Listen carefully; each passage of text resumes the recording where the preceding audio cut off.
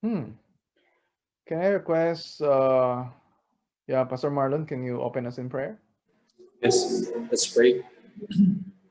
Aming Diyos na dakila, makapangyarihan, kami ay lumalapit po sa iyo sa gabi po ito sa aming Bible study na facilitate ni Pastor Derek sa Heidelberg Catechism, Lord. Patuloy kang magpakilala sa iyong sarili, patuloy na samahan niyo po kami, Panginoon, ay among banal na Espiritu ang patuloy na gumabay po sa amin sa buong oras na aming ilalagi, Panginoon, kasama ang aking mga kapatid kay Kristo sa pag-aaral po ng iyong salita. Tinitiwala po namin sa iyo, Panginoon, gabi po ito. Nawa ang iyong pangalan ng patuloy na pabigyang kaluguran sa lahat po ng aming ginagawa. Ito po ang aming dalangin sa pangalan ng Jesus. Amen.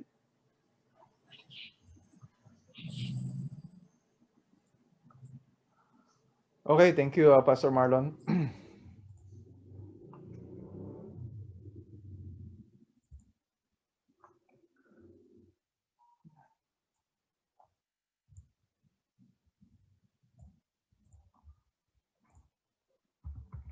Okay, so let's resume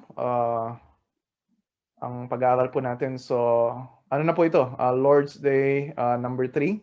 So, sa mga nakapagsimula po, alam na po ninyo na ito ay 52 weeks na online study. Siguro kaya medyo hesitant yung iba na baka hindi makatapos ng 52 weeks, pero you can still invite anyone. Kahit nasa kalagitnaan na tayo, kahit hindi nasimulan, surely ay magbe-benefit naman tayo kasi we're studying the Word of God. So nasa week number 3 na tayo ngayon and I think 5 questions na tayo sa catechism. And then kung nandito kayo naman nakaraan, so I'll post yung mga nakaraan natin ng mga questions. Tapos kung maalala lang ninyo yung sagot, kahit hindi word for word, kahit hindi English, kahit Tagalog, kahit Taglish, kung ano lang maalala ninyo yung, kasi ang goal nitong catechism ay masanay tayo na sagutin yung mga questions na to para mas maging maganda yung grasp natin, mas hawak na hawak natin yung mga biblical doctrines at malaman din natin syempre kung paano ito i-apply sa buhay. And so we had 5 questions na for the last 2 weeks. Yung question number 1, what is your only comfort in life and death? So, sino pong pwedeng sumagot? Sige po, ano lang natandaan ninyo? What is your only comfort in life and death? Medyo mahaba ito pero kahit yung simula lang. That I am not my own, but belong both in life and death, with body and soul, to God and to our faithful Savior Jesus Christ. Okay. So medyo mahaba pa yan. It's about God the Father preserving us and yung work ng Holy Spirit para tulungan tayo na mamuhay bilang mga Kristiyano. And then question number 2, what do you need to know in order to live and die in the joy of this comfort? So first, how great my sins and misery are. Second, how I am delivered from all my sins and misery. Third, how I am to be thankful to God for such deliverance. And then, kung nandito kayo nung week number 1, binanggit ko na itong week number 1, introduction sa buong catechism. Tapos itong question number 2 ay nagsisilbing outline dun sa major sections ng catechism. So, structure ito ng Heidelberg Catechism. So, yung sinabi na how great my sins and misery are, ay ito yung pinag-usapan natin simula last week. Ito yung part 1. We're talking about guilt. We're talking about yung kasalanan natin. And then, that's questions 3 to 11. Hanggang next week natin ito pag-aaralan. And then yung 2 major sections, part 2 at part 3, ito mahaba na itong dalawa na to. We're talking about deliverance. Yung una, sin and misery. Yung pangalawa, deliverance. So yung grace. So yung part 2. And then part 3, how I am to be thankful to God for such deliverance. So how do we respond doon sa salvation na tinanggap natin? Okay, and then so yun. So nandito tayo sa part 1. Sinimulan natin ito last week. We talk about Lord's Day number 2. So ngayon, Lord's Day number 3. And then next week ay Lord's Day number 4. So yung structure naman itong part 1 ng Catechism. So in Lord's Day number 2, we talk about our misery. Lord's Day number 3, pag-usapan ngayon natin yung knowledge of our sin. And then Lord's Day number 4, that's for next week, yung punishment sa kasalanan natin. So to review last week, question number 3, kayo naman sumagot from where do you know your sins and misery? Paano daw natin malalaman kung gaano kalala yung kasalanan natin at yung mga pagdurusa na dinaranas natin? Sagot? Sa kautusan ng Diyos. Yan. Si Kuya Ernie ba? Talagang nag-review kayo. So alam niyo may quiz ngayon. Okay, so sa kautusan ng Diyos, although we can know syempre from experience na makasalanan tayo at naranasan naman talaga natin yung mga sufferings sa araw-araw, pero yung mas nakikita natin kung gaano kalubha, kung saan ang galing, at kung ano yung kalagayan talaga natin sa pamagitan ng kautusan ng Diyos. Okay? So ano ngayon nakasulat dun sa kautusan ng Diyos? Question number 4. What does God's law require of us? Summary lang, summary. Siyempre, marami yung mga utos ng Diyos. Pero ano yung sagot dyan ng Heidelberg Catechism?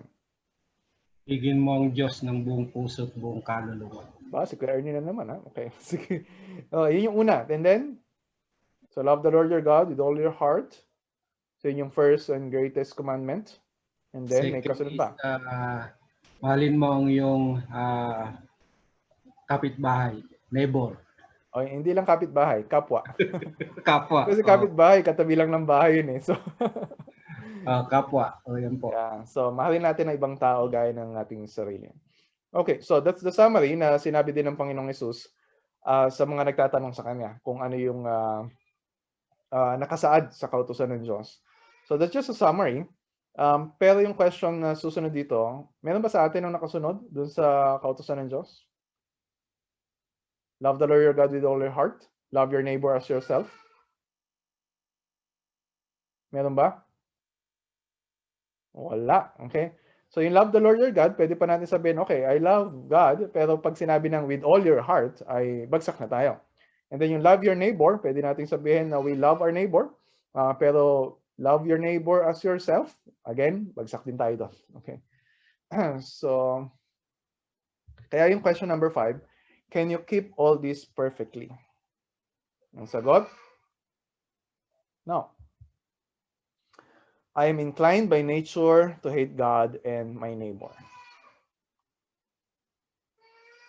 I am inclined by nature to hate God and my neighbor. Okay? Narinig niyo ba yung anak ko na umiyak?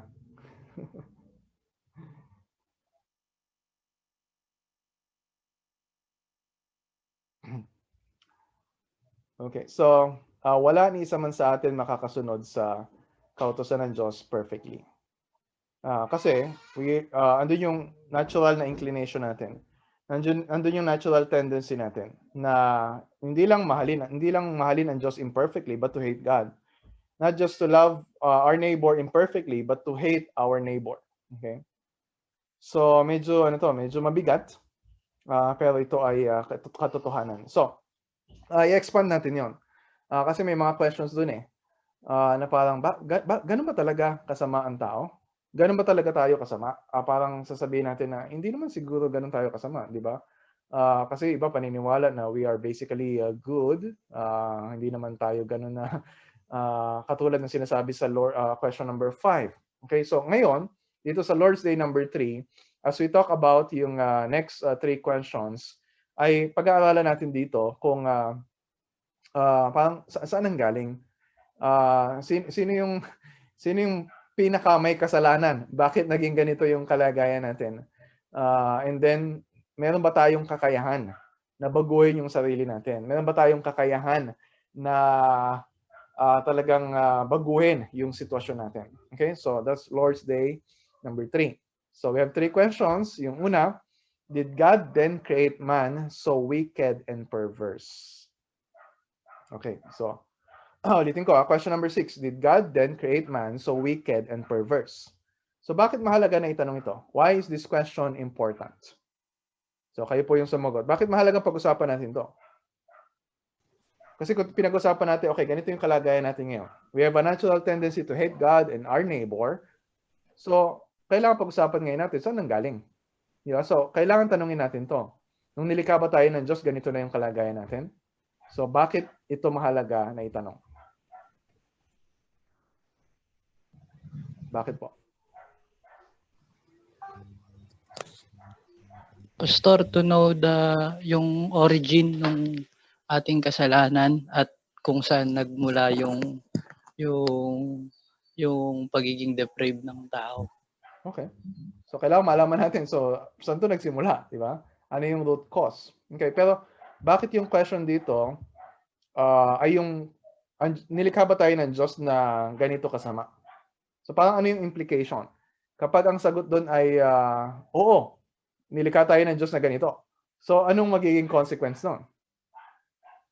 Parang magiging possible na consequences nun. Si God yung author ng sin.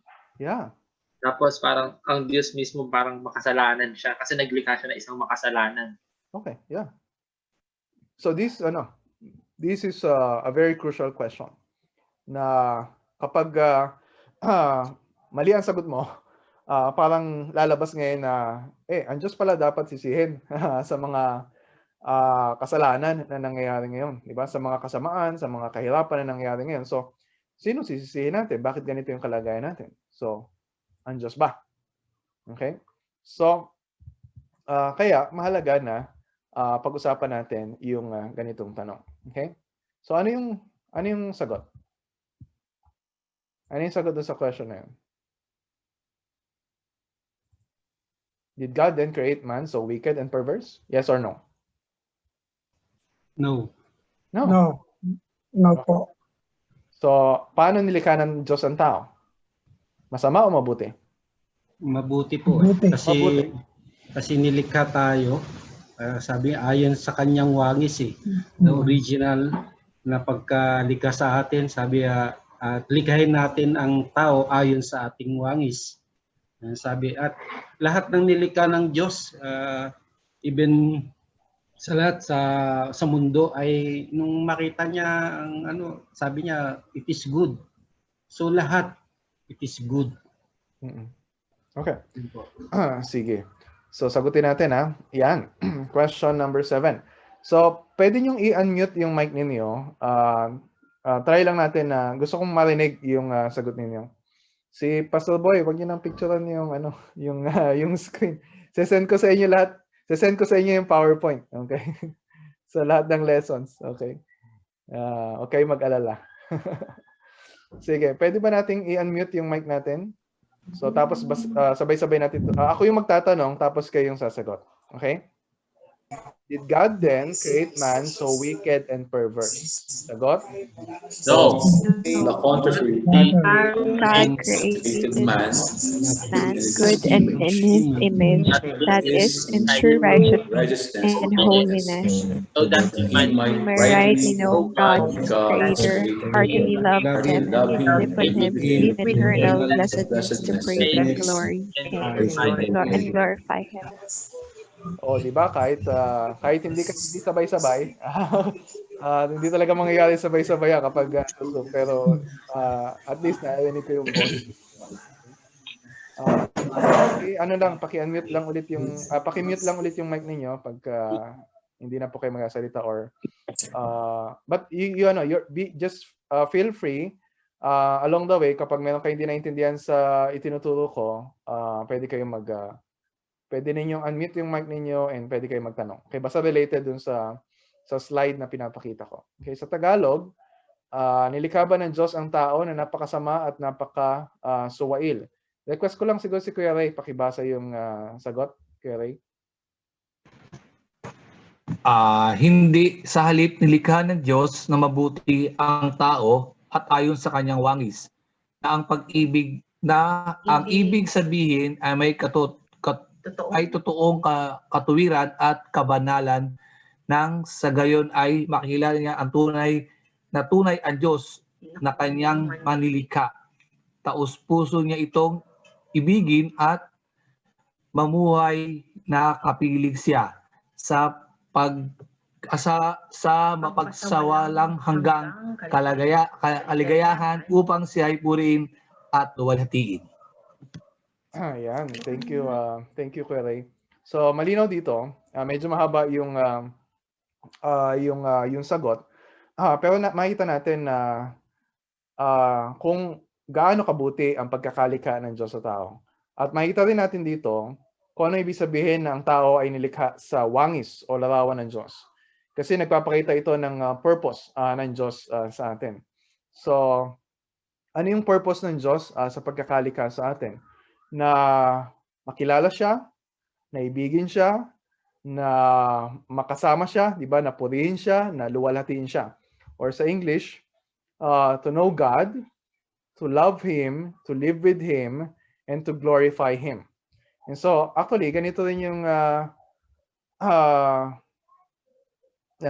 yung sagot dun sa Westminster Larger Catechism, question number 1. What is the chief and highest end of man? Man's chief and highest end is to glorify God and fully to enjoy Him forever.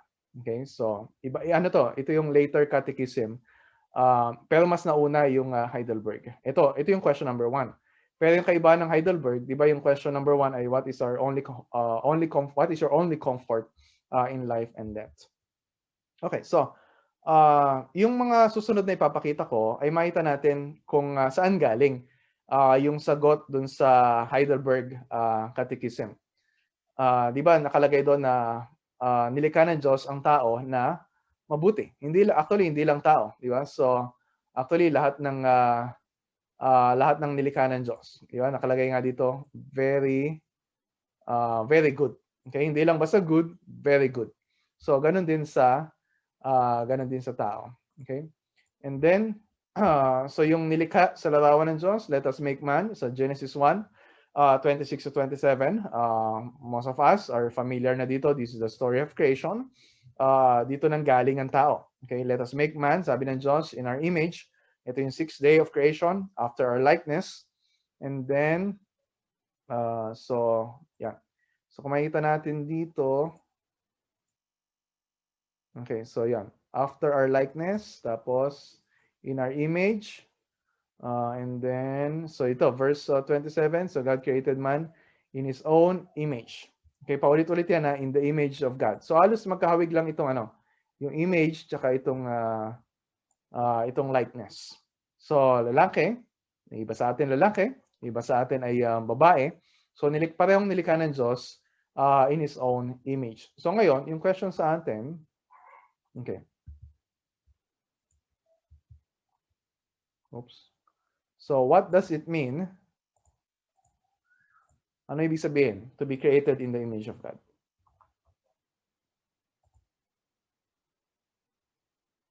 So what does it mean to be created in the image of God?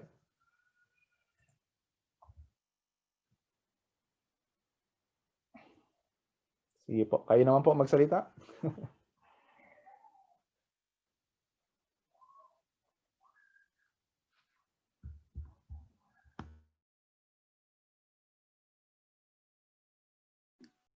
Pwede ko sumagot?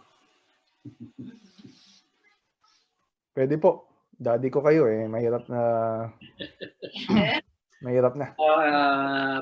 Ang ibig sabihin ng yung pagiging wangis natin ay kasi ang Diyos ay isang person.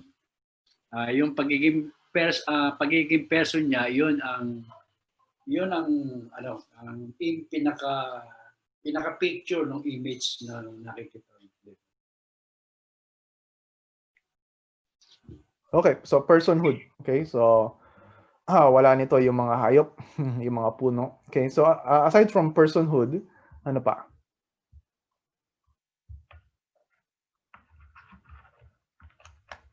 Yung mga character ng Panginoon. Okay, tulad na? Yung love. Kaya tayo nagmamahal dahil God is love. Mm-hmm. Yung justice, diba? Dahil God is just. Parang yung mga character ng Diyos, ayun yung tinutukulan sa image ng Diyos na inano niya sa tao. So, yun po. Okay. So, ano pa? Magkaroon tayo ng relasyon sa Kanya. Okay. Ano po at pastor? Napakadami po dapat nun eh. Dahil we are created in the image of God. That means, pati puso natin, pati pag-isip natin, pati yung mga ginagawa natin is supposed to be katulad ng sa Panginoon. Mm. Kasi image niya tayo, represented niya bilang representative niya o image niya, dapat kamukha natin siya. Sa karakter, sa paggalaw, sa pagkilos, sa puso natin, sa isipan natin, dapat pareho. Mm. Dahil nga image niya tayo. Yeah. Okay, so yan, thank you Kuya Freddy. So makita natin dito na so binanggit na ninyo about personhood, about yung character ni God, and syempre yung purpose natin to reflect that character. Kaya when you look at itong sagot, again, doon sa Heidelberg Catechism, so nakalagay dito na, di ba, in his, ito. So mabuti kasi in his image. Tapos sinabi niya na in righteousness and holiness. So actually in true righteousness and holiness. So dahil ang Diyos ay matuwid, dahil ang Diyos ay banal, so ganito rin ang pagkakalikha sa atin. So ibig sabihin, ito rin yung purpose natin sa buhay. To reflect yung character na ito ng Panginoon. And then may nagsabi din sa inyo na about relationship, na nais ng Diyos, kaya tayo nilikha sa larawan niya, ay para magkaroon tayo ng meaningful relationship sa Kanya. Kaya kung mapapansin ninyo, again, itong sa mga sasagot dito sa Heidelberg, di ba? About relationship. Know God, love God, live with God, makasama siya, di ba? Tapos to praise and glorify Him. Okay, so kaya ganito yung sagot dito sa Heidelberg Catechism. Okay, so any questions so far?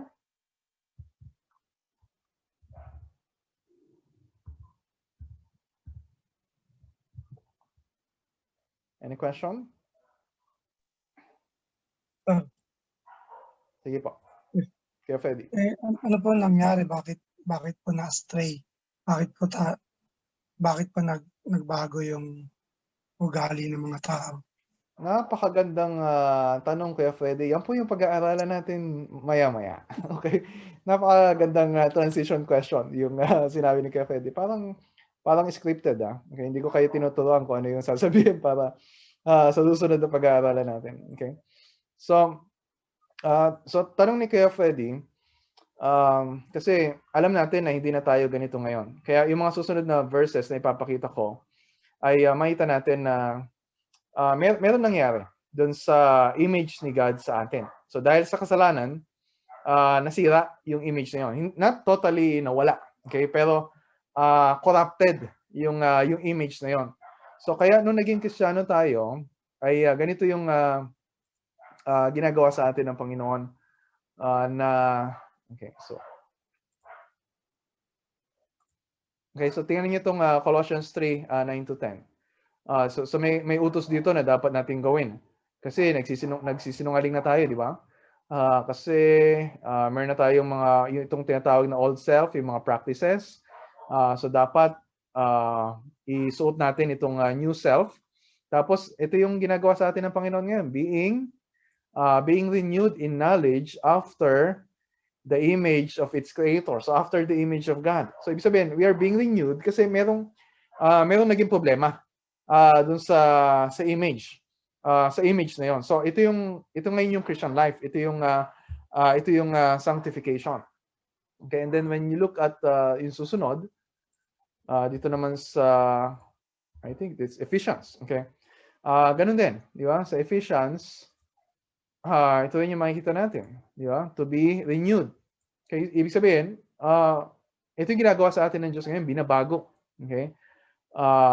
From old self to new self, di ba? And then, again, ito na naman. Ito yung basis ng sagot sa Heidelberg Catechism. Created after the likeness of God in true righteousness and holiness. Ibig sabihin, we are being recreated. Nilikha tayo sa wangis ng Diyos, pero nagka-problema yung larawan na yun ng Diyos sa atin. So ngayon, inire-restore. Okay? Ito yung restoration, renewal project ng Panginoon sa buhay natin ngayon. Kasi di ba, we fall short of His righteousness, we fall short of His holiness. So ang ginagawa ngayon ng Panginoon ay binabago tayo so that magiging katulad ulit niya tayo na righteous and holy. Okay? So, paano mangyayari yun? Di ba? Nung unbelievers tayo, ito yung kalagayan natin. In their case, the God of this world has blinded the minds of the unbelievers. Ito yung kalagayan natin dati. To keep them from seeing the light of the gospel of the glory of Christ, who is the image of God. So, tingnan niyo dahil sa kalagayan natin, kailangan ngayon natin si Kristo. At yung paglalarawan dito tungkol kay Kristo ay ano? Anong paglalarawan sa Kanya? Sabi, siya ay? Image of God. Yeah, who is the image of God? Okay, hindi ibig sabihin na nilikha din siya sa larawan ng Diyos.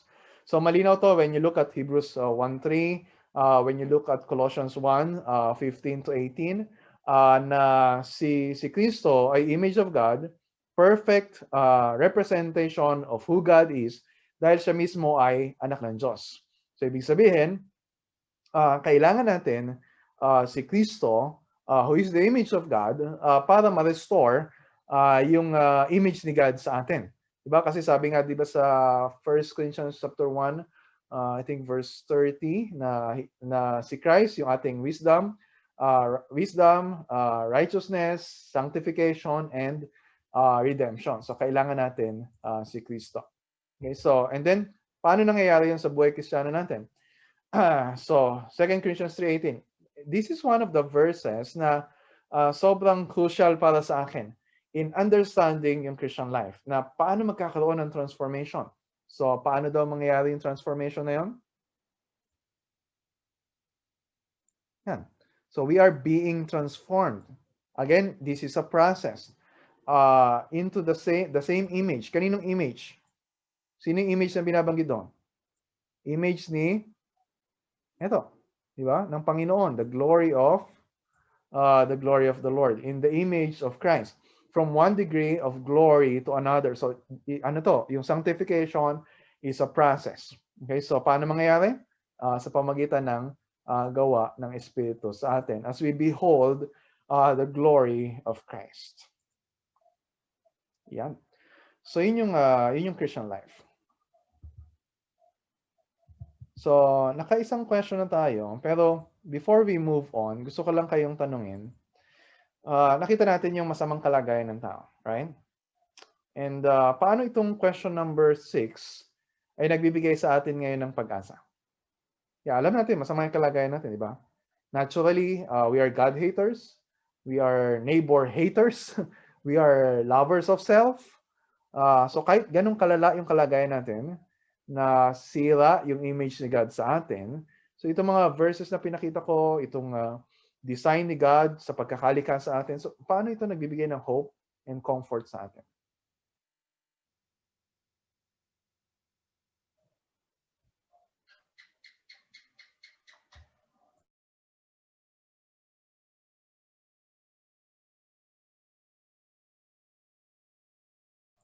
Sige po, pwede po kayong sumagot.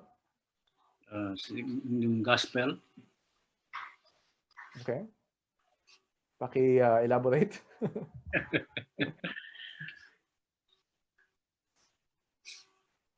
Nagbibigay ito ng pag-asa dahil sa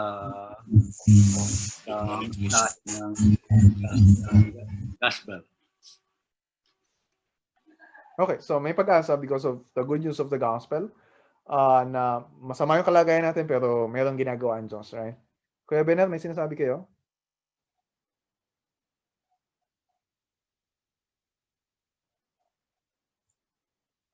Hindi po namin kayo marinig kasi naka-mute po kayo. Yan. Yan tayo ni Kristo, meron tayong pag-asa makabalik sa Diyos. At sa tulong ng Espiritu Santo, yung justification, yung sanctification, meron tayong pag-asa. Yeah. So, ang dahilan kung bakit pinakita ko sa inyo yung di ba kasi yung concern natin doon sa question number 6 ay yung makita natin na hindi kasalanan ng Diyos. Kaya ganito yung kalagayan natin. Hindi natin pwedeng sisihin ng Diyos sa mga kasalanan natin.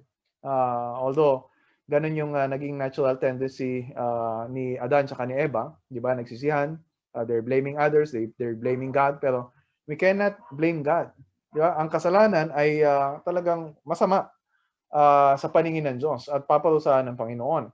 And then, ang ginagawa niya ay inire-restore niya kung ano yung nawala, kung ano yung nasira. So, hindi natin pwede sabihin na kasalanan ng Diyos yung mga kasamaan na nangyayari. So, kung ang ugat ng kasalanan ay hindi ang Diyos, so ngayon, sagutin natin yung question na, okay, saan nanggaling yung kasalanan? Okay, so yun yung susunod po natin na titingnan ngayon.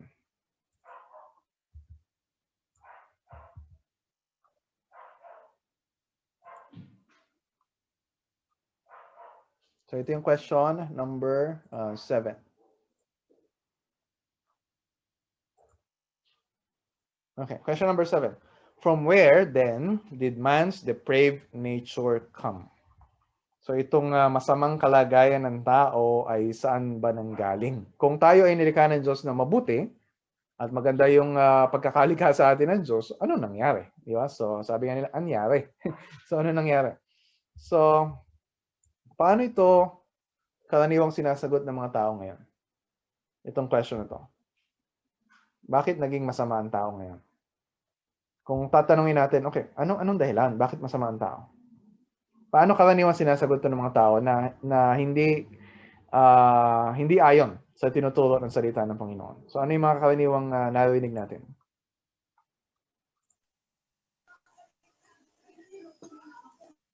Narinig natin na hindi, kasi nagsisimba naman ako, mabuti naman ako sa aking family.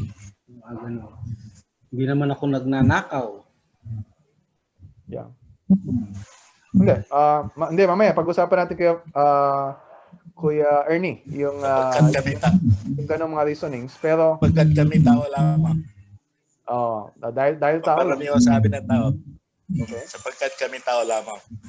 Okay, so we're trying to excuse yung kalagayan natin ng kasalanan. Tapos, meron pa tayong meron tayong mga sinisisi. Bakit nagiging ganito yung kalagayan ng tao? Ano yung mga sasabihin ng mga tao? Minsan, yung sinasabi ng tao, parang depende daw sa kinalakihan, sa cultures lumaki yung tao, kaya daw naging siya. So, dahil sa pamilya na pinanggalingan. Di ba? Okay, dahil sa lumakihan sa squatter area, di ba? So kaya nagkaganyan natures and cultures. Hindi maganda environment. Kuya Ray? Sa natures and cultures po, tama po sa kinalakihan po. Yeah, okay. So dahil ganito yung kultura, ganito yung society, ano pa?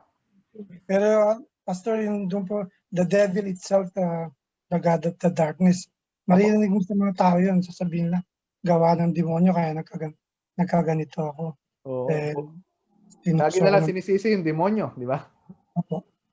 Although, mayroon talagang blame yung devil. Makita naman natin yan doon sa story sa Genesis 3. Okay? So, pero kapag lagi na lang sisisihin dahil sa diablo, dahil sa demonyo, di ba?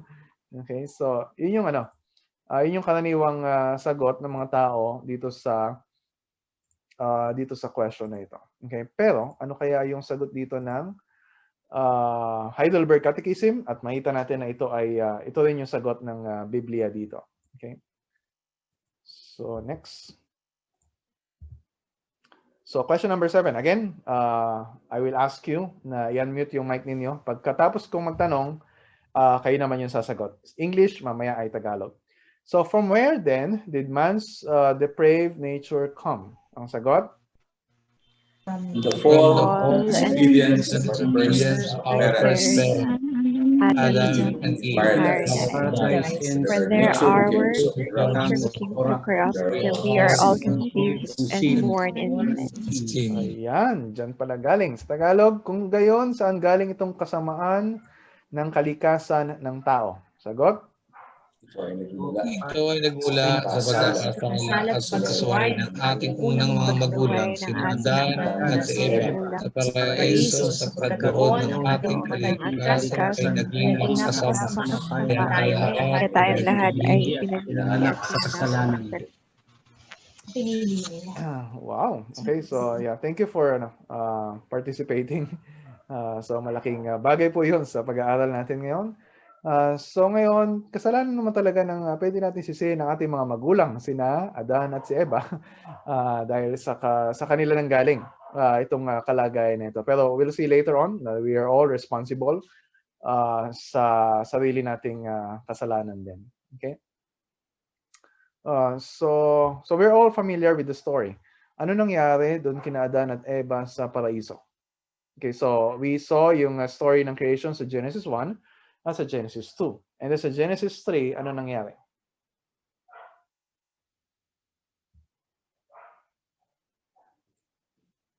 Ano po nangyari sa Genesis 3?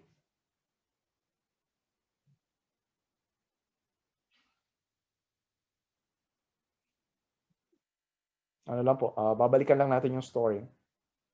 Ano nangyari sa Genesis 3? Nahulog ang tao Kasala sa si Eva at Adan. Paano sila nagkasala?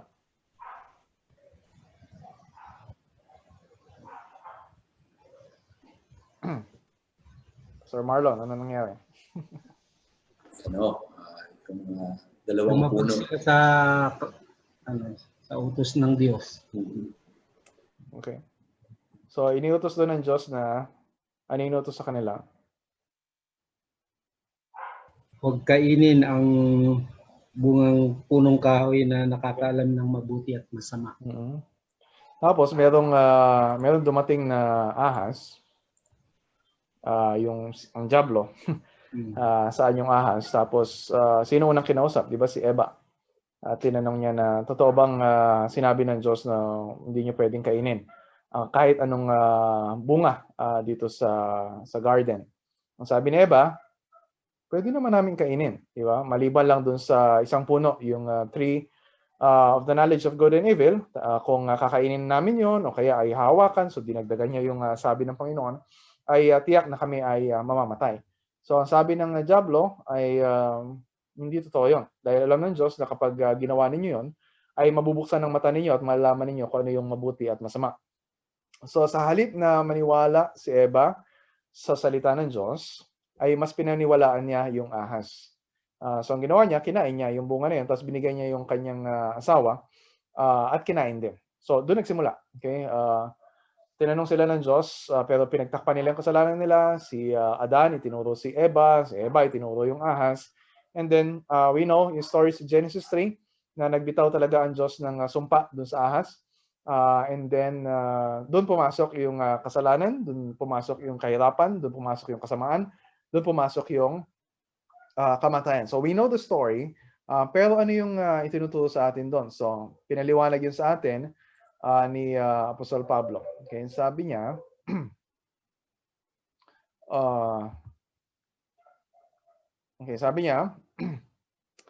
Romans 5:12. Therefore, just as sin came into the world through one man, sino yung binanggit na one man doon? Sino yung binanggit? One man. Si Adan. Si Adan. Okay, bakit si Adan? Diba? Sino ba una nagkasala? Si Adan o si Eva?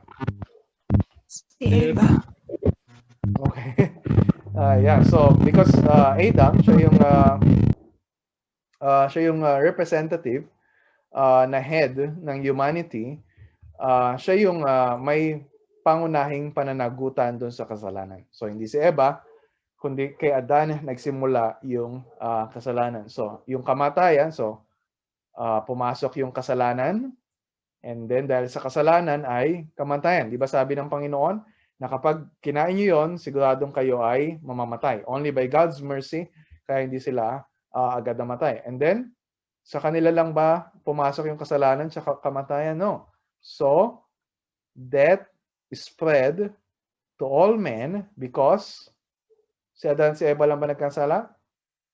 All sinned. Okay? So, nung oras na yon, dahil sa kasalanan ni Adan, dahil siya yung head of humanity, ito yung tinatawag na federal headship. Siya yung representative ng lahat ng mga tao. So, nung nagkasala si Adan, lahat ng tao, kasama tayo, ay nagkasala na kasama niya. So, ito yung tinatawag sa theology na doctrine of original sin. Pag sinabing original sin, hindi ito tumutukoy doon sa unang kasalanan ni Adan tsaka ni Eva. Pag sinabing original sin, ito yung kasalanan na namanan natin, na ilipat sa atin dahil sa kasalanan na ginawa nila Adan. Okay? And then Romans 5:18-19. So hindi ito hindi ito isolated na text. So ganun din nakalagay. Therefore, as one trespass led to condemnation for all men.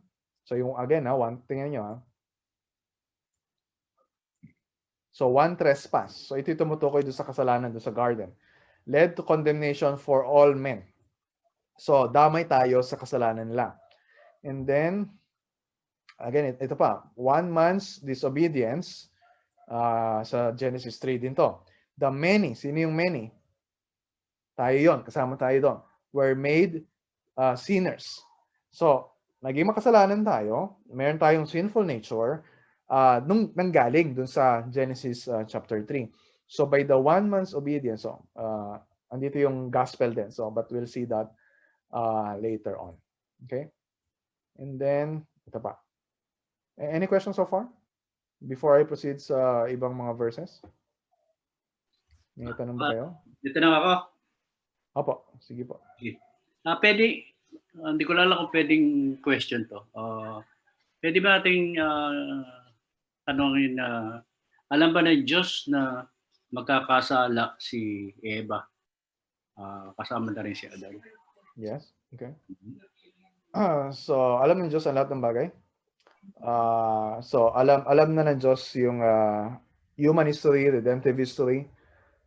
So definitely yung sagot ay yes. So alam niya mangyayari lahat yon.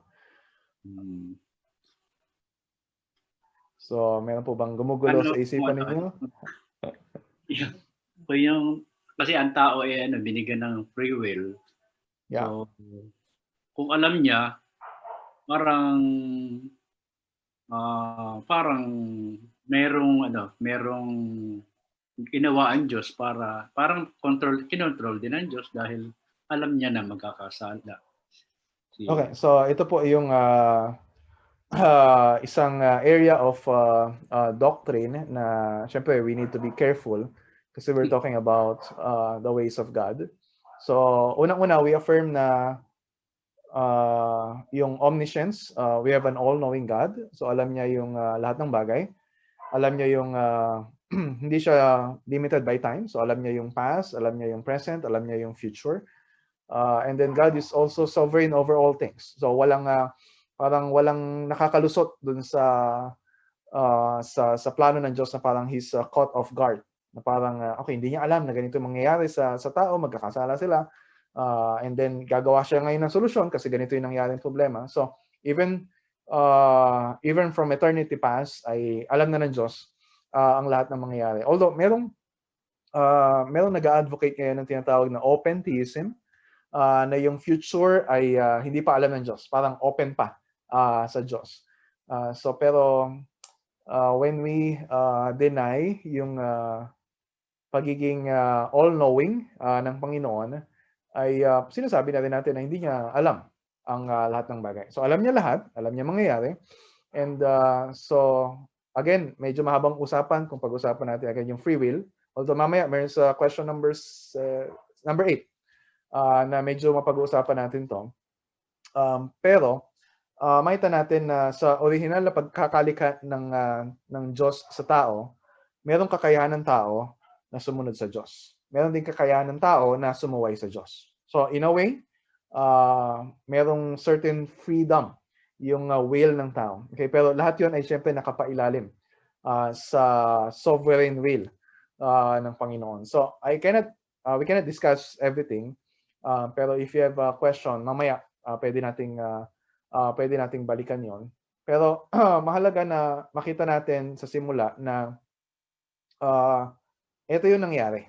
Okay, ito yung nangyari. And then, so nilikha ng Diyos ang tao na mabuti, pero nagkasala ang tao. And then, dahil sa kasalanan ni Adan at Eva, ganito tayo ngayon. So ito yung tinatawag na doctrine of original sin. Even yung mga Roman Catholics ay naniniwala sa doktrina na ito.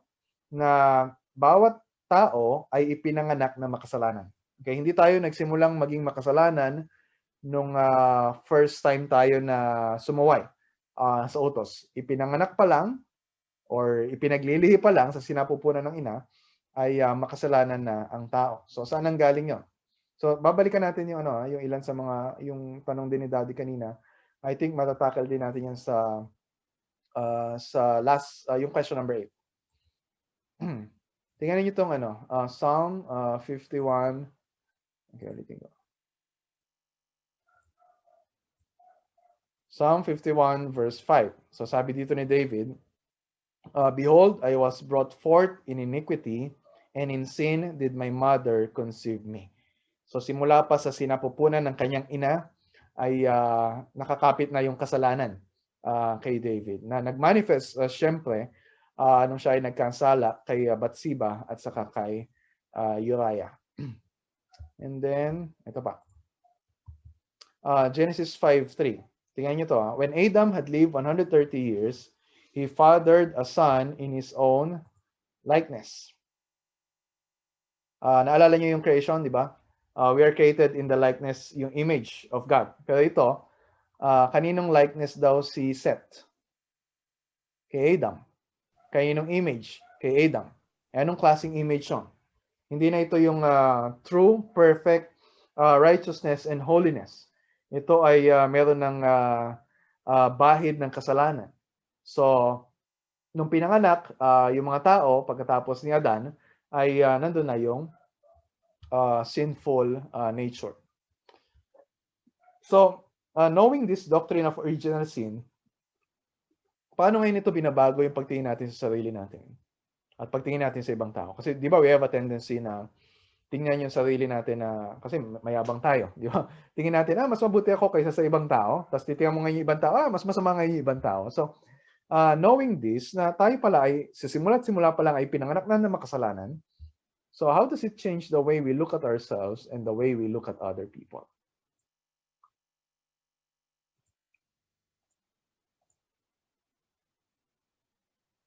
Sige po, try to reflect. This is an application question. Okay, so there's a time to discuss doctrine. May time then to talk about practical life application. Kuya Ray? Sa akin po, Pastor, tingin ko po sa ibang tao, pare-pare may makasalanan.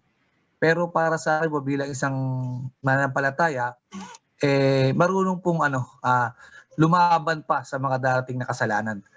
Kaya pang labanan po, lumalaban po. Apo. Okay. How about others?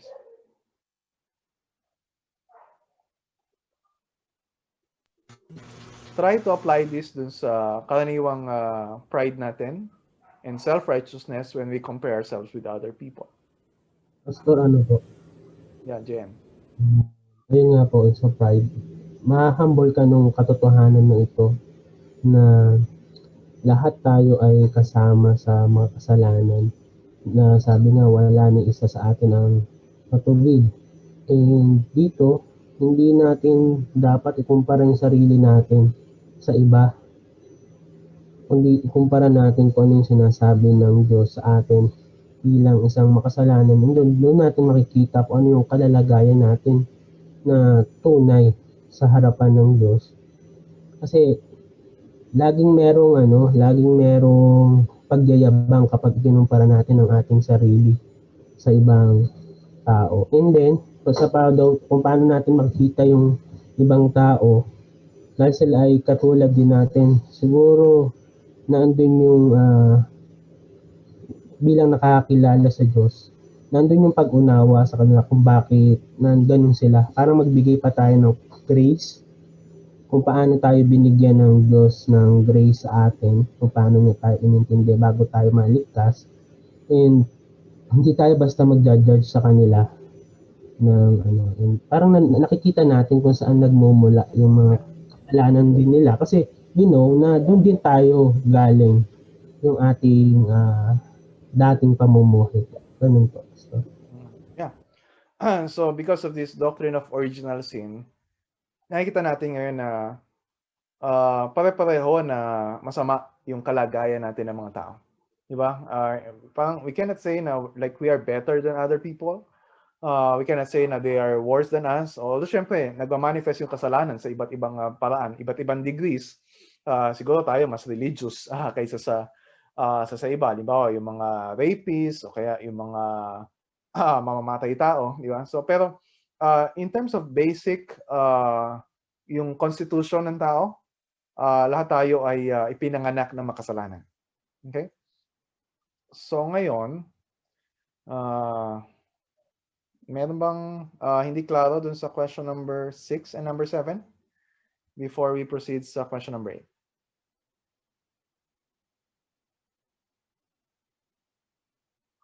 Okay? So, question number 8 na.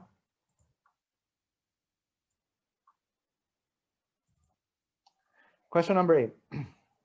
But are we so corrupt that we are totally unable to do any good and inclined to all evil? Hala, mukhang sobra naman yata itong question na to. Ano kaya ang sagot? Anong karaniwang sagot dito ng mga tao? May mga sinagot kanina dyan si Kuya Ernie at si Kuya Venere. So, when you ask yung mga tao, or tayo, di ba? Karaniwang iniisip natin. Ganyan ba tayo kasama? Are we totally unable to do any good and inclined to all evil? Anong karaniwang sagot dito ng mga tao? Sige po, ano yung gusto ko marinig kayo? Yun, karaniwan na narinig natin na yung pagkukumpara, ganun din parang laging kinukumpara din yung sarili sa iba Mabuti naman ako, yun ang mga ano nila, mabuti ako. Basta ang ginagawa ko ay mabuti, hindi ako nang lalamang sa kapwa, hindi ako nagsisinungaling, so hindi ako lubusang masama. Kasi nagbibigay pa ako ng limos, araw-araw nagsisimba ako, mga ganun. Yeah, aminado na may mga tao na makasala. Parang wala namang magsasabi na hindi sila nagkakasala, right? Pero we always tend to compare ourselves with others. Tsaka sinasabi natin yung mga maganda natin ginagawa, right? Yung iba. Si Kuya Benel, sinabi kanina, di ba, tao lang. Ano pa? Nakagawa na masama, nakagawa din naman na mabuti. Di ba, yung sinasabi ng iba.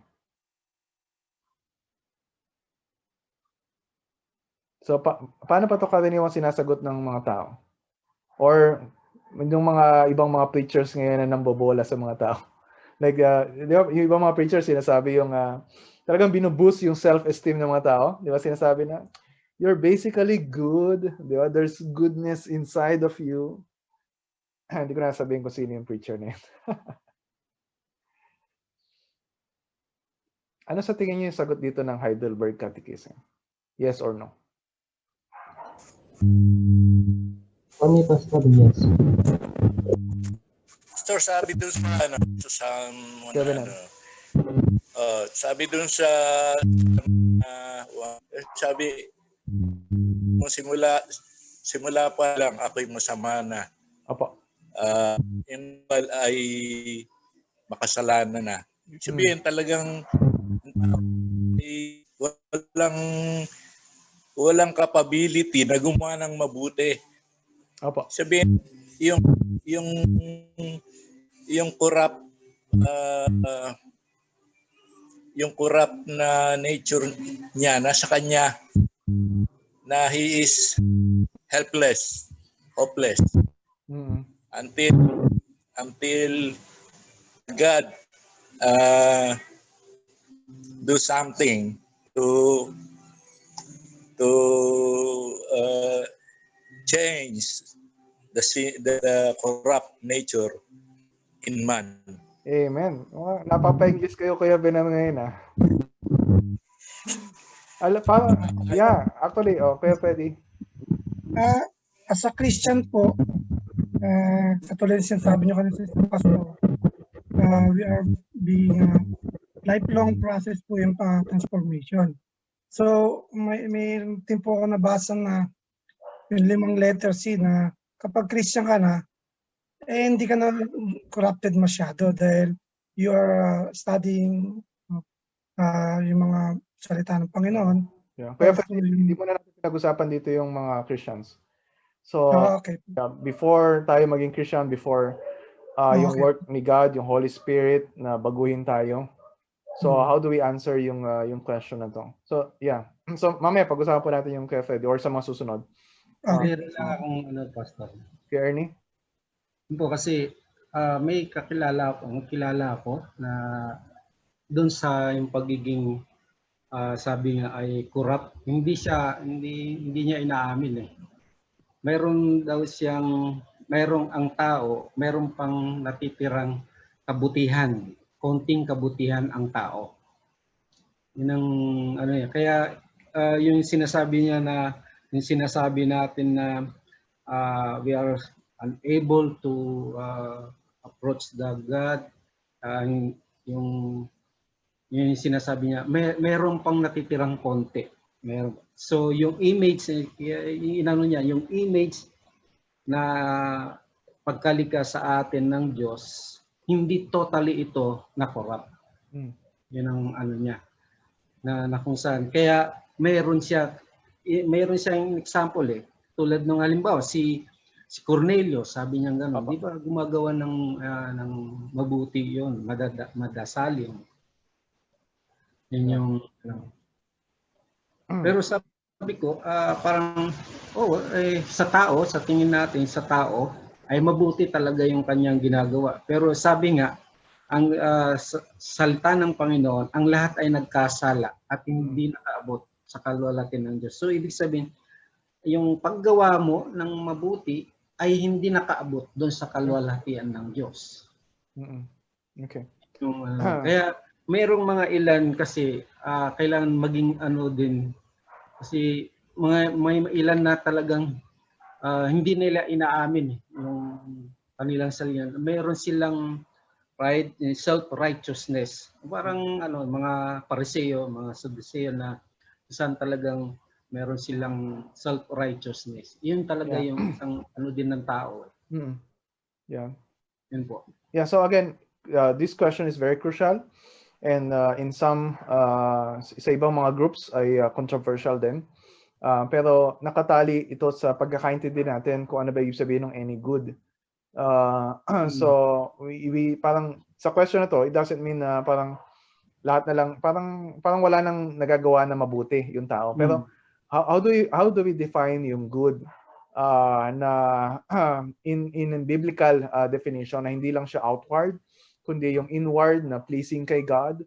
And then yung unable, hindi naman dito sinasabi ba dito walang ibang magagawa yung mga tao. Pero this is about parang kung kaya ba natin, meron ba tayong kakayahan na baguhin yung kalagayan natin. So, ang sagot dito ng Heidelberg ay ito. Okay, so kayo yung sasagot ha. I will ask yung question and then paki-unmute yung mic niyo.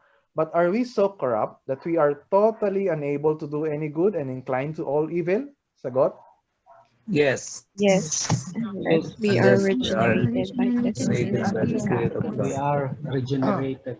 Okay, although sinabi niyo yan, again, hindi ko alam kung convinced kayo na yes ang sagot dyan kasi minsan may mga hesitation tayo, di ba? Parang hirap sabihin yun, lalo sa Tagalog. Subalit, gayon na lang ba tayo kasama na wala tayong kakayahang gumawa ng kahit anong kabutihan? Puro na lang kasamahan? Oo. Maliban na tayo ay pinanganak ng muli, pamagitan ng Espiritu ng Diyos. Isipin niyo to Oo, maliban na tayo. Parang, bakit mahirap para sa atin, kahit sa atin natanggapin yung sagot na ito? Yung parang, wala tayong kakayahang gumawa mabuti? Puro na lang masama?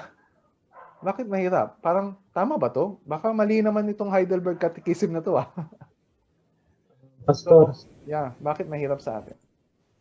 Kasi, sabihin ko po, dumating yung time sa atin po na hindi po na ipipreach na yung law na sa ating churches and then yung sin, kung paano tayo nagkasala. And bukod pa doon, meron tayong sariling definition ng good and bad sa po. And parang tama niyo po ako, mali po ako doon sa time ng fall, yung tao ay nagkaroon ng knowledge of good and evil, pero not on the basis ng salita ng Diyos. Nasa basis ng na nila ng kanilang sariling pangunawa po na sa tingin ko ito ang tama. Hindi na sila nagre-rely doon sa salita ng Diyos po. And then, kagaya ng hindi nila pagsunod, parang sa salita ng Diyos, sa command, parang ganun na rin yun, yung parang naging epekto sa kanila na kanino tayo magtitiwala ng good and bad. Anong definition ng good and evil, ng right and ng mali sa ating bang sarili o sa salita ng Diyos? And dahil po meron tayong sarili ng definition ng ating good and evil, we think na mabuti tayong tao. Pero kung titignan po natin ang salita ng Diyos na sabi doon sa Romans 3:10, it is written po, it is written. Ibig sabihin, ginamit po ni Paul na basis yung salita ng Diyos upang i-define o parang sabihin kung ano yung katatayuan ng tao sa harapan ng Diyos. Kasi nga po, kapag hindi yung salita ng Diyos ang ginamit po natin, again, magkakaroon po tayo ng sarili nating definition and masasabihin natin na, ay matuwid pala ako, mas better pala ako sa kanya or mas worse siya sa akin. Kumbaga hindi niya magkakaroon ng pride sa atin na sasabihin natin, hindi ko yung kalibel.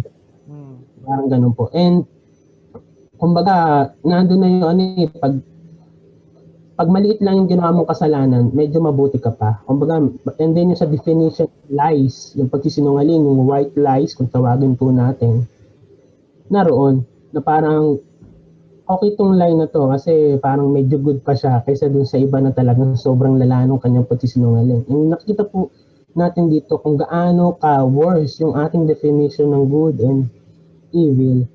And ayun po, yung kaya sa tingin ko mahirap tanggapin kasi yung word na salitang corrupt, depraved, ay hindi laging ipapangaral sa pulpit. Lagi pong katulad ngayon na you can have your best life now and you are good. E parang self-esteem po lagi yung madalas yung mga preaching ng mga pastor because hindi nila naunawaan po yung doctrine ng kung gaano kalubha makasalanan yung tao po. Ayun po pa. Yeah, thank you about that. That's crucial, right? Na sa culture natin ngayon, parang bihira na ginagamit natin yung ganong klaseng language, right? Yung depraved, corrupt. Mas madali sa atin sabihin yung nagkakamali, di ba? Nagkukulang, o kaya ay imperfect, tao lang. Pero kailangan makita natin kung gaano talaga kalubha yung kalagayan natin.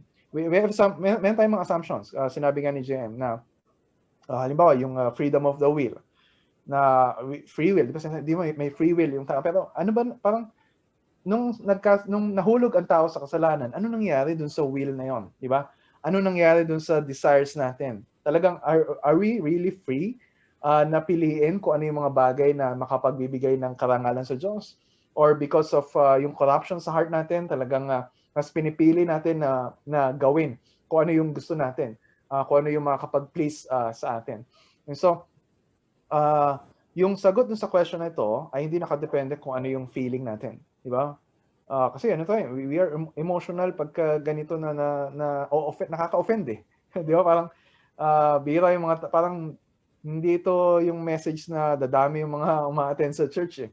Kasi talagang nakakasakit ng ego, talaga nakakababa ng self-esteem ng tao. At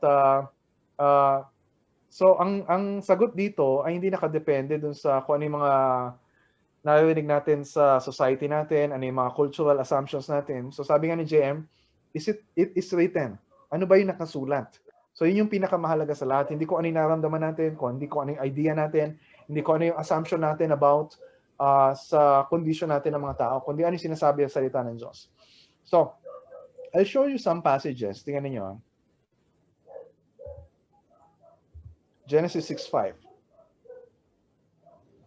Ito yung bago yung flood, yung parusa ng Diyos during the time of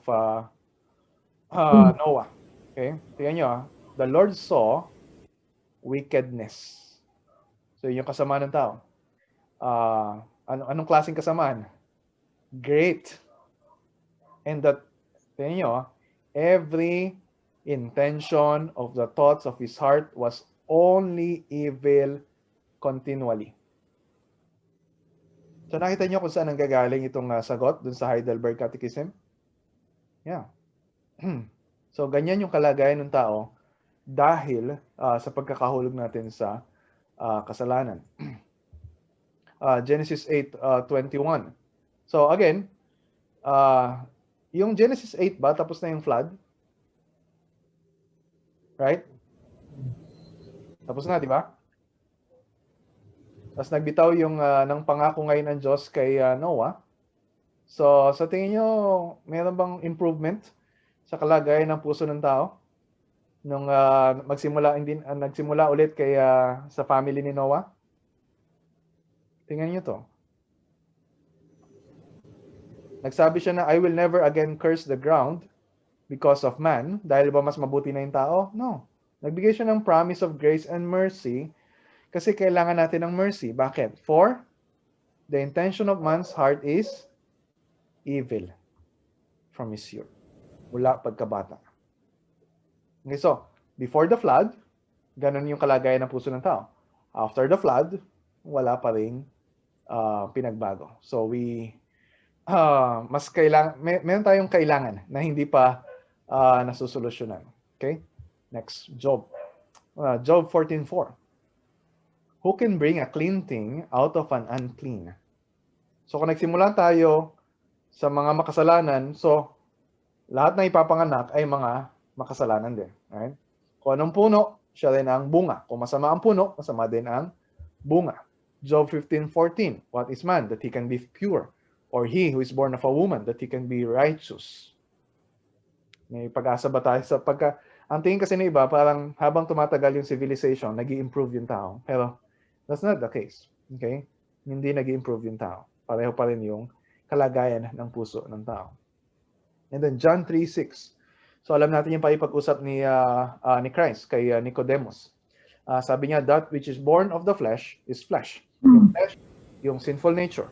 So lahat ng ipinanganak pagkatapos ni Adan, ni Eva, Noah, lahat ng salin lahi ay makasalanan din. So anong pag-asa natin? May pag-asa ba tayo kung sa sarili lang natin tayo didepende? Di ba sabi sa Romans 8:13, those who are in the flesh cannot please God. So wala tayong kakayahan. Because of the corruption na nasa heart natin, we are totally unable to please God. So wala tayong magagawa para baguhin yung kondisyon natin. So anong pag-asa natin? And that which is born of the Spirit is Spirit. So balikan natin yung sagot dun sa Heidelberg Catechism. Question number 8. Are we so corrupt that we are totally unable to do any good? Yes, unless we are regenerated by the Spirit of God. So, sobrang parang nakakapanlumo itong mga pinag-aaralan natin mula kanina pa. Pero I just like yung gusto ko makita natin. This is really very important. We cannot have a deeper appreciation of the gospel. We'll not really be amazed by the grace of God. Hindi na natin may preach ng tama yung gospel kapag hindi malinaw sa atin ito, yung biblical doctrine of sin. So nakita natin saan nagsimula. Review lang natin yung una, nilikha tayo ng Diyos, yung creation, na mabuti, pero nahulog tayo sa kasalanan. So simula dun sa kasalanan ni Adan at Eva, so lahat ng sumunod na salin lahi ay minana yung kasalanan na yun. So yun yung tinatawag na original sin. So simula pa lang, makasalanan na tayo. Makasalanan tayo hindi dahil nakakagawa tayo ng kasalanan. Nakakagawa tayo ng kasalanan dahil makasalanan tayo. This is our sinful nature. So yung ginagawa natin ng mga sinful actions ay bunga ng sinful nature na meron tayo. And ito yung area of doctrine na, yes, alam natin makasalanan tayo, pero pag-usapan natin gaano kalala yung kasalanan natin. So, yung biblical doctrine, I believe this is in biblical teaching, yung total depravity. Kasi yung iba naniniwala na partial yung depravity. Sabi nga ni Kuya Ernie, may mga naniniwala na yes, makasalanan tayo pero hindi naman ganun kagrabe. So hindi ibig sabihin ng total depravity na sukdulan yung kasamaan natin. Ang ibig sabihin, yung buong pagkatao natin, yung buong buhay natin ay apektado ng kasalanan. So dahil doon, we are totally unable. So sinagot din ito sa question number 8 sa Heidelberg Catechism, total inability. So ito yung sinasabi din sa Romans 8 10 or 11, those who are in the flesh cannot please God. Wala tayong kakayahan na makagawa ng mga bagay na talagang totally pleasing sa Panginoon. So ibig sabihin ba walang nagagawang mabuti ang tao? Nakagawa ng mabuti ang mga tao, di ba? Tumutulong tayo sa kapwa natin, di ba? Yung iba talagang inaalagaan yung kanilang pamilya, nagpo-provide sa family nila. Mabuti yung leadership. So mabuti yon. Pero we're talking here about yung what's really deep inside our heart. Yung good na pleasing sa Panginoon. Yung kasi pwede tayong gumawa ng mabuti. Like ba, pagtulong sa mga mahihirap. Pero kung yung ginagawa natin na yon ay hindi motivated by yung love for God and love for others, hindi siya talaga pleasing sa Panginoon. So maaring externally, maaring sa behavior natin, nakagawa tayo ng mabuti, pero sa mata ng Panginoon, dahil sa kalagayan ng puso natin na hindi nagmamahal sa Diyos, hindi sumasampalataya sa hindi nagtitiwala sa Kanya, hindi nakikinig sa salita Niya, and then so, talagang hindi natin kaya na gumawa ng bagay na makapagbibigay kaluguran sa Panginoon. So, ito yung summary ng doctrine na pinag-aralan natin. Pero, if you have some questions before I say yung mga concluding observations dito. Do you have any questions so far? Medyo ano to if you're coming from a different like theological background, maaaring this is something na mahirap tanggapin.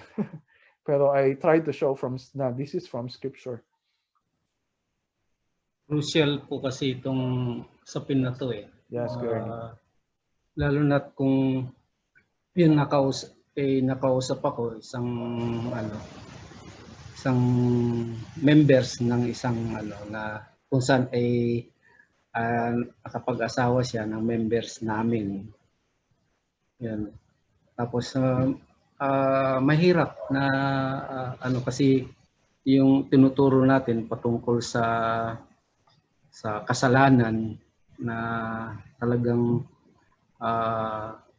yung sinasabi natin na walang kakayahan ang tao na makagawa ng mabuti o makalapit sa Panginoon ay hindi niya matanggap. Kasi sabi nga niya, doon sa nasabi ko kanina una na mula doon sa pagkakalikha sa atin ng Diyos ayon sa kanyang wangis, nung magkasala ang tao ay hindi ito totally na corrupt.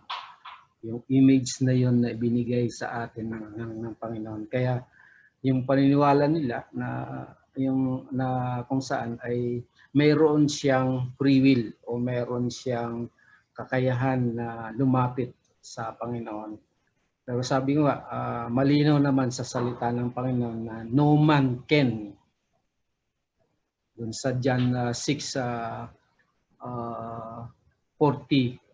kung saan ay talagang walang makakalapit. So ibig sabihin kung walang makakalapit, ibig sabihin no exemption. Pero dahil doon sa ito na yung nakasanayan namin Ito na yung nakasanayan namin na kung saan kaya mayroon natitirang konting kabutihan ang tao. Kaya mayroon siyang kakayahan lumapit sa Panginoon. Kasi yung sinabi na, kita mo, sino mang sumampalataya, ay sumampalataya ako. Yun yung isang doon, na talagang itong usapin ng pagkakasala ng tao ay crucial. Kaya kailangan talaga ng isang masinop na pag-aaral at saka yun, tama nga yun, yung sa doctrine origin ng sin. Dapat yun ay natin. Lang po. Salamat po. Pastor, Yeah. pwede ko po. Yun po, Pastor, yung sa atin po yung sa pagkakasala. Nakakalimot nga po tayo kung ano yung mabuti. Kasi nga, yung mga taong nag-aalay ng buhay para sa bayan, yung mga ina, kung gaano nila kamahal yung kanilang anak, talagang magulang. Minsan, halos, alam niyo po yun, marami sa FB ngayon na anak ng tricycle driver, kapag tapos na. So makikita po natin yung kabutihan ng tao. Pero sabi nyo nga po, yung kung saan nagmumula ito, dun sa heart ba na pleasing kay God.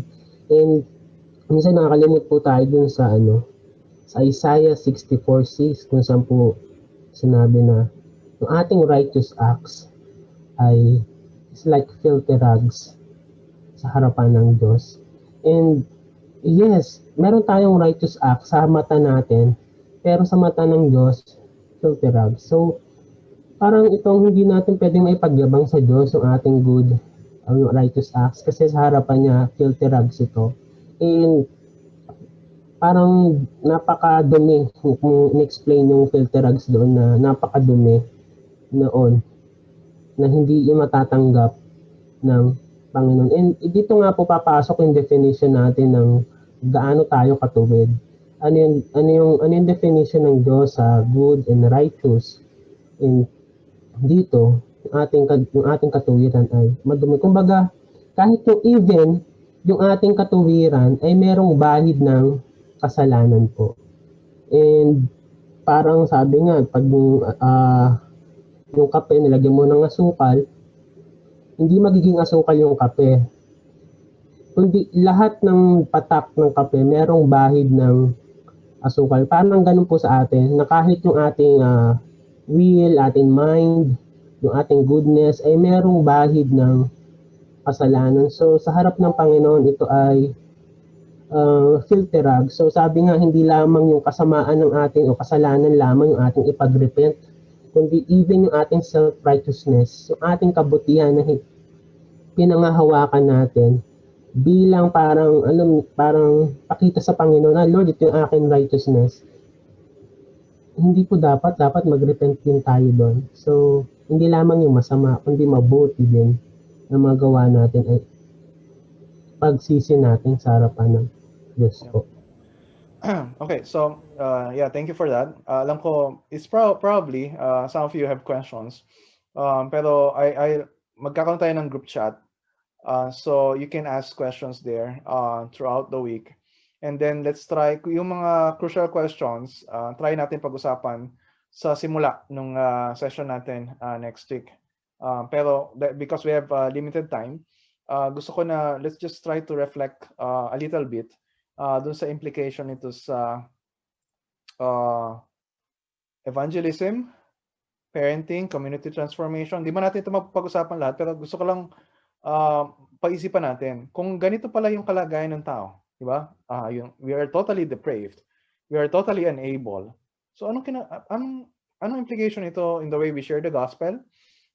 In the way we parent our kids? Di ba? Minsan tingin natin sa mga bata ay basically good or in trying to change yung society natin o yung bansa natin. So any thoughts on that?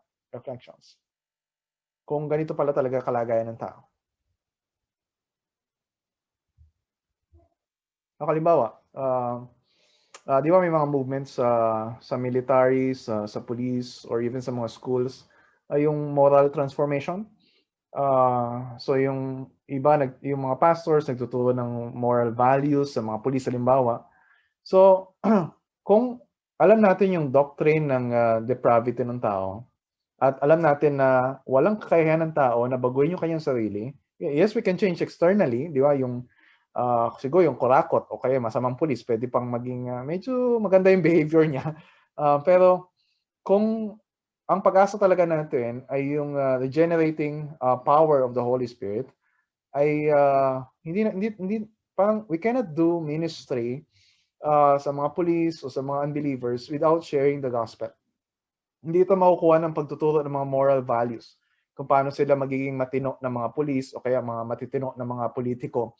Hindi nito makukuha ng mga kung ano-anong comments, halimbawa sa Facebook o kaya sa mga news, kung paano batikusin halimbawa yung actions ng president. Walang magbabago sa bansa natin in a way na talagang for transformation kung walang mangyayaring conversion or regeneration. So we are really talagang crucial yung preaching of the gospel. So how about yung iba? Evangelism, parenting, any thoughts on that? Sabi nga sa second... We're not just talking about doctrine, we're talking about life, right? Kuya Ernie. Sabi nga, di ba sa 2 Chronicles 7:14, hindi ako nagkakamali. Okay. Doon sa ano na yun na kung hindi magbabalik loob ang tao at tatalikod sa kanilang mga kasalanan ay hindi gagaling. Kumbaga, ang pag-asa lang talaga nung yung ano natin ng tao doon sa kasalanan ay ang Diyos lang, kasi yun nga yung sinasabi natin, yun yung isang pastor na sinasabi sa akin na magturo ako sa mga moral values doon sa mga pulis, doon sa mga barangay, no, sa patunayan nga ay lagi kami nung inimbita kami sa barangay namin ay unti-unti na tinitigil nila hanggang sa ngayon ay tinigil nila, kasi ang lagi kong pinapahayag ay yung pagiging makasalanan ng tao. Kaya pati yung hindi ko alam, pero yung mga barangay official ay parang nag-ano sila hanggang sa na-stop kami dun sa paghahayag. No? So makita nga natin na talagang kapag pinag-usapan ang kasalanan, maraming ang umaayaw, maraming hindi kaya tatanggapin na talagang sila ay mabuti. Sila ay mabuti dahil gumagawa nga sila ng ayon sa kanilang paningin. So ang dito talagang mayroon, kung may pagtingin tayo na sa society development para mawala ang corruption, hindi kasi yung nature nga ng tao. Yung nature ng tao ay hindi mababago sa isang linggo, pero in the long term ay talagang hindi siya babalik at babalik siya doon sa pagkakasalan. Yun. Okay. Yeah, how about parenting or pag-share ng gospel sa mga unbelievers? Any nakita niyo implication ng doctrine na to? Pastor, pwede ako. Sa akin lang, Pastor, sa pag-share ng gospel, unang-una, siguro maganda rin tong Lord's Day 3 na nalaman natin yung na-deprave tayo, especially sa sarili muna natin, Pastor, kasi we have to always remind ourselves na deprave tayo at makasalanan. Kahit na kahit na tayo ay nakakilala na sa Panginoon at tinanggap niya sa kingdom niya, still meron tayong battle sa sin dito sa lupa. And then sa pag-share ng gospel sa iba, doon matutulungan natin yung iba na makilala ang Lord at mamuhay biblically, at malaman nila na even though na hindi sila gumagawa ng mga kasalanan na katulad ng pagpatay or ng kung pa man na labag sa moral law ng Bible at moral law ng tao, ay makikita nila na yung puso nila ay malayo sa Panginoon. At ma-help natin sila na ma-mold yung kanilang mga puso at yung kanilang isip through sa salita ng Diyos, at through that Word of God, makaka-penetrate ang Holy Spirit para ma-regenerate yung kanilang heart. At the same time tayo din, Pastor. Yun lang po. Salamat. So yeah, thank you for that. So again, just try to reflect dito sa mga questions na to and remind ourselves na wala talaga tayong kakayahan na iligtas yung sarili natin. And even I'm assuming na lahat na nandito ay mga Christians now. Pero we need to realize na Christian tayo ngayon, naligtas tayo ngayon, not because we are better than other people. Ganito yung kalagayan natin dati, di ba? We're spiritually dead. Pero dahil binuhay tayo ng muli ng Diyos, so talagang we are totally dependent sa Kanya. So ganun din sa when we share the gospel sa iba, when we pray for the salvation of our children. Kahit, yes, we share the gospel, di ba? Talagang pagsisikapan natin gawin kung ano yung mga dapat natin gawin, pero we need to admit na we are really totally dependent sa gawa ng Panginoon. That's why we don't just preach the gospel. We pray hard. We pray for conversion kasi alam natin na hindi ito nakasalalay sa atin. Hindi ito nakasalalay sa galing natin na magpaliwanag. Ito ay nakasalalay talaga sa makapangyarihan na gawa ng Panginoon. So that's why these questions are very very crucial. So sabi ni G.I. Williamson dun sa study guide niya dito sa Heidelberg Catechism. So alalahanin natin, there's nothing in fallen men themselves by nature that can bring about the change that is needed. If a man is to be saved, it will have to be by God's almighty power and unmerited mercy, and that only. So talagang biyaya, awa ng Panginoon. Doon nakasalalay ang lahat. And then, sabi ni Ursinus, yung primary author ng Heidelberg Catechism, sabi niya, yes, napakalaki ng kasalanan natin. An offense committed against the highest good, ang Diyos yun, deserves the most extreme punishment. Pag-usapan natin yung punishment na to sa next week. Which consists in the eternal destruction of the creature, for God has said, thou shalt surely die. It is therefore, dahil sa laki ng problema natin, it is therefore of His mercy that He should rescue any from this general ruin and save them through Christ. So, mahalagang ma-realize natin itong kalagayan natin para wala talaga tayong ibang tatakbuhan, wala tayong ibang lalapitan para tayo ay maligtas maliban kay Kristo. And so when you look at John 3:35, di ba? Wala tayong ibang pag-asa. Unless one is born again, he cannot see the kingdom of God. And then sabi niya sa verse 5, yeah, unless one is born of water and of the Spirit, he cannot enter the kingdom of God. Kung wala ang gawa ng Espiritu Santo, yung rebirth or yung regeneration, hindi natin makikita yung kaharian ng Diyos. Hindi tayo makakapasok sa kaharian ng Diyos. So sabi pa ni Ursinus, after the law, itong pinag-usapan natin, law, kino-convict tayo ng law, has convinced us that we are sinners. The gospel takes this principle established and concludes that inasmuch as we are sinners in ourselves, we must therefore seek righteousness out of ourselves. So, hindi makukuha yun sa sarili nating katuwiran, but sa katuwiran ni Kristo para tayo ay maligtas.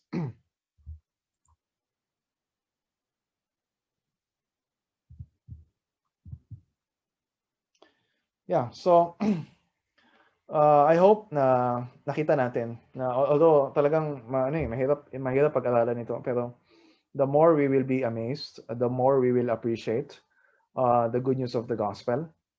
If we will spend time, yung pinag-aralan natin last week, pinag-aralan natin ngayon, at yung pag-aaralan natin last week, very crucial. Setting the foundation for us na makita talaga natin kung gaano ka-amazing yung rescue na ginawa sa atin ng Panginoon. And so, yeah, I'll ask Pastor Boy, can you close us in prayer? Tapos, wag mo na kayo alis. Ano lang tayo? Picture taking.